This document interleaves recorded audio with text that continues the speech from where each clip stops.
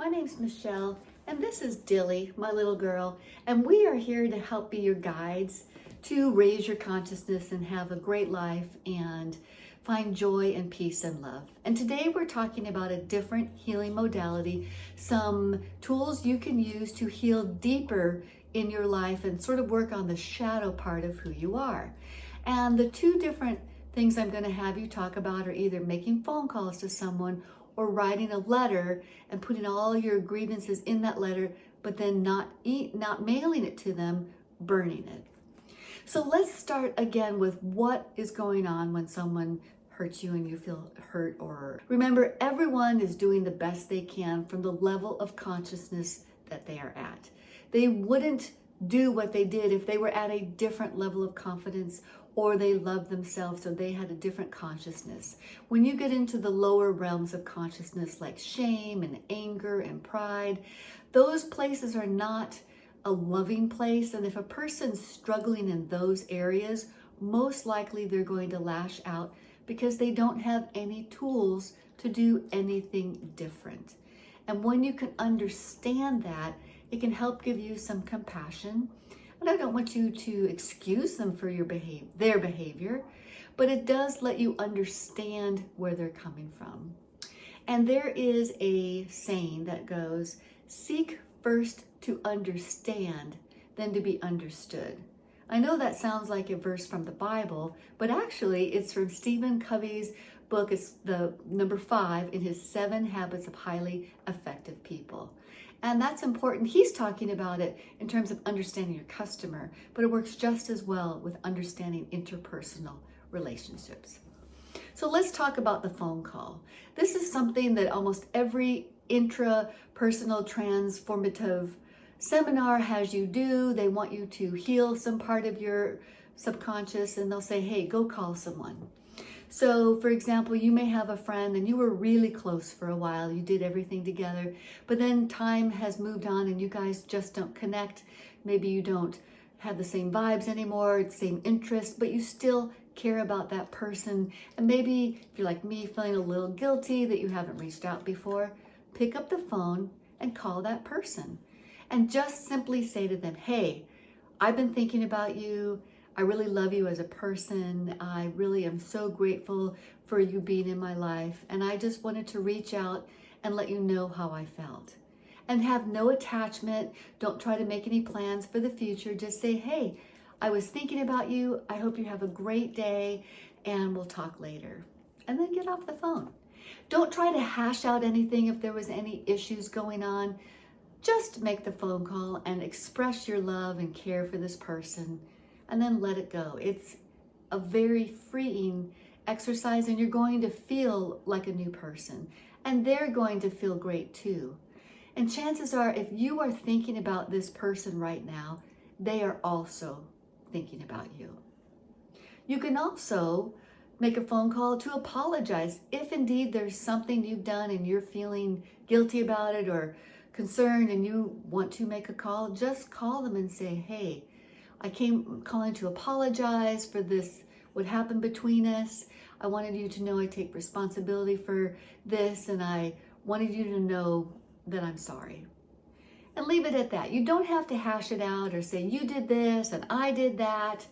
That's not what this is for. This is just for taking responsibility for your emotions in your life, letting people know how much you care about them. And if you do need to make an apology, get off your butt and make the apology.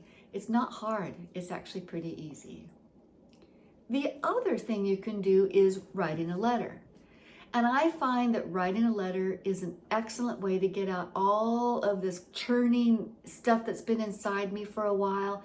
And I can write it all down. And I can write down, hey, in fact, I did it today. I wanted to experience it again. I had done it before, but I wanted to do it again because I've been dealing with an issue just recently and it was time to fully let it go.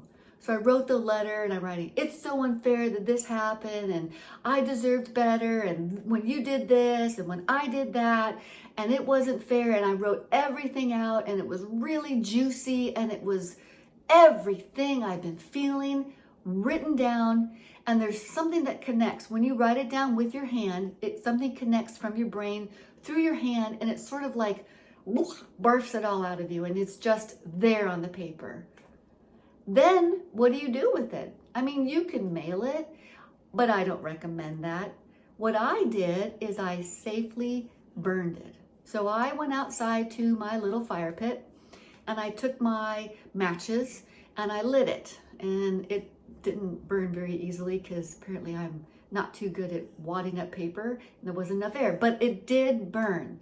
And as it burned, I decided to create a spiritual ritual. And I said, I now release you and all of these emotions to the universe. I asked the divine to transmute all this energy and replace it with love. Because as you release the negative that's within inside you, you create a vacuum. And as you know, nature abhors a vacuum. So now you have room inside your subconscious for more love. I will say, as I did this, I felt very free. It was actually quite beautiful and significant. I've done it before, but again, I thought if I'm going to make a video, I want to re-experience it today. And it's allowed me to now step back and get out of my fight or flight mode, which I have spent a lot of my life in, and realize that yes, those things happen, but I am definitely still a worthy person, and I deserve love and respect too. And now I'm telling the universe that I do deserve love and respect, and I'm willing to let go of all this resentment.